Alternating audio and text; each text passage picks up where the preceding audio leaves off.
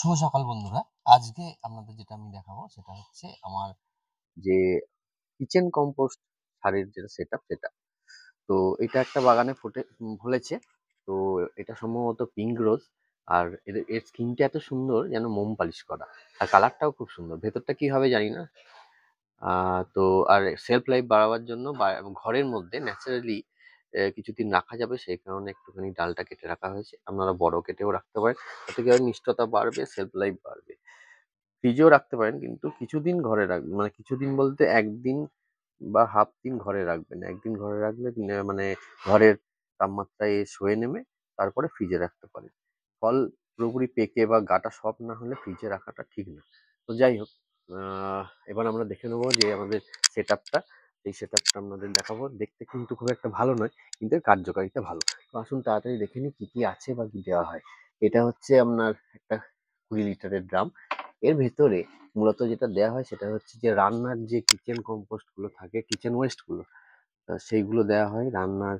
এবং ফুলের যে পুজোর পরে যে ফুল বা সবজির খোসা ইত্যাদি এখানে রাখা হয়। তো এটা একটা ২০ লিটারের ড্রাম এবং এটা উল্টো করে কাটা হয়েছে আমরা যেমন দেখলাম।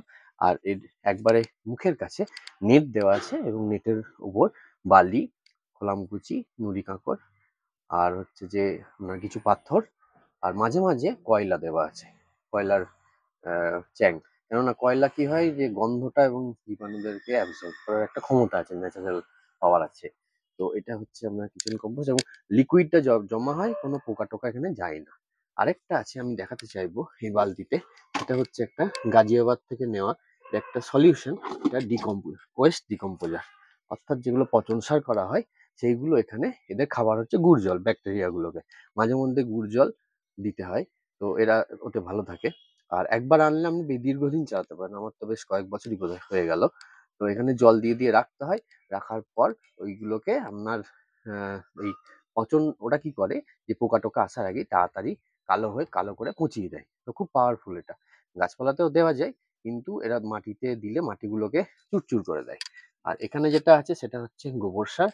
গোবর সারের সঙ্গে কিছু পাতা টাতা ইত্যাদি দিয়েছি ওপরে কভার করে রাখলে জীবাণুগুলো বা কেঁচো যারা আছে তারা ভালো ভার্মি কম্পোস্টটাকে করতে পারে।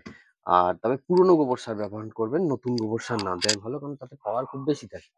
তো এবার দেখে নেবো এটা কিরকম হওয়ার পরে কিরকম হয় সেটা দেখে নেবো। এটা একটা আখ গাছ। এ নিয়ে ভিডিও আমার ইউটিউব চ্যানেলে আছে, পরে আপনাদের দেখাবো। এটা একটা ভালো আখ গাছ। ভিডিওটা বেশি দীর্ঘায়িত করা ঠিক হবে না। তো এটা একবার ৫.৫-৬ ফুটও হয়ে গিয়েছিল এই যে আখ গাছটা দেখছি। ভালো মিষ্টি, মিডিয়াম মিষ্টি। তো যাই হোক, চলে আসুন আসল বিষয়। তো এইটা দেখছি হওয়ার পরে কিরকম হয়। তো খুব একটা ভালো নয়, লিকার চায়ের মতো অনেকটা। আর মানে এর গন্ধটা যায় না। ভিডিওয় এর গন্ধটা যায় না, এটা একটা ভালো। খুব দুর্গন্ধ হয়। খুব দুর্গন্ধ না হলেও দুর্গন্ধ হয়, যাই হোক।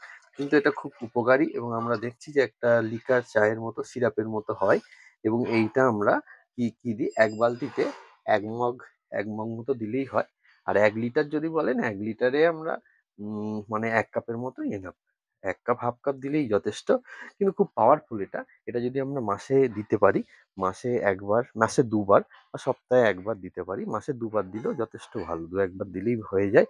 তো খুব উপকারী এটা গাছের। এবং এর সঙ্গে আমরা কি মিশিয়ে দিতে পারি? এর সঙ্গে আমরা কিছু সর্ষের খোল, বোন ডাস্ট, বোন মিল, ব্লাড মিল এগুলোও দিতে পারি।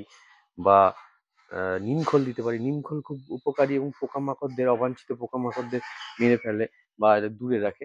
তাই নিমখোলটা ভালো। সব জায়গায় পাওয়া যায় না বা সবসময় পাওয়া যায় না, কিন্তু নিমখোলটা ভালো। আর এই তরল সারটাই হচ্ছে উপকারী। এবং এই যে ওয়েস্টটাও ফেলে দেওয়ার নয়, ওয়েস্টটাও আপনি গাছে দিতে পারেন যখন একবারে কমে যাবে, কালো হয়ে যাবে মাটির মতো। তখন সেইটা মাটির সঙ্গে মিশিয়েও মাটি তৈরি করা যায়। প্লাস এটা আপনার এটা গাছের গোড়ায় একটু খুঁড়ে দেওয়া যায়। খুব ভালো। ঠিক আছে? তখন আর কোনো দুর্গন্ধ থাকে না।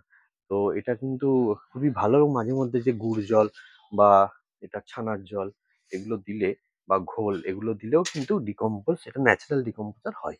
তো আজকে এই পর্যন্তই। আপনারা সবাই ভালো থাকবেন। আবার দেখা হবে পরের কোনো ভিডিওতে। ভিডিওটা একটু বড় হয়ে গেল, মার্জনা করবেন। ভালো থাকবেন সবাই। আর আনন্দের সঙ্গে বাগান করুন, মন ভালো রাখুন। নমস্কার।